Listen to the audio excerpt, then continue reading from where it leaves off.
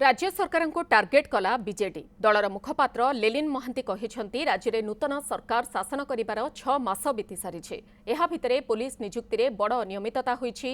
Fire services चाकरी क्षेत्र में 50 कोटी टंकार हेरफेर होइथिबा अभियोग आनिछि बीजेडी। 941 फायरमैन और 495 एसआई पद पर परीक्षा पत्र को लीक करा जाई कोटी कोटी टंका हेरफेर करा जाइथिबा अभियोग होईछि।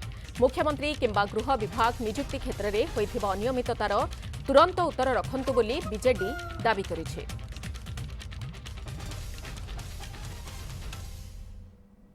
ब्लैकलिस्टेड कंपनी मानक प्रति ए सरकार रो प्रीति एवं ब्लैकलिस्टेड कंपनी भितरु गुजराती कंपनी जो माने ब्लैकलिस्टेड की गुजराती कंपनी को प्रति ए डबल इंजिन सरकार रो अहेतिक प्रीति आमे माने देखुछे।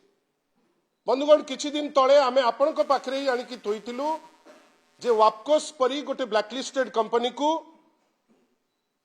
माननीय मुख्यमंत्री कहउचंती गृह रे जे सीटा गोटे ब्लैकलिस्टेड कंपनी किंतु ताकू एससी एसटी हॉस्टल थारु अनेक काम 300 कोटी रु ऊर्ध्व काम ताकू दिया जाउची।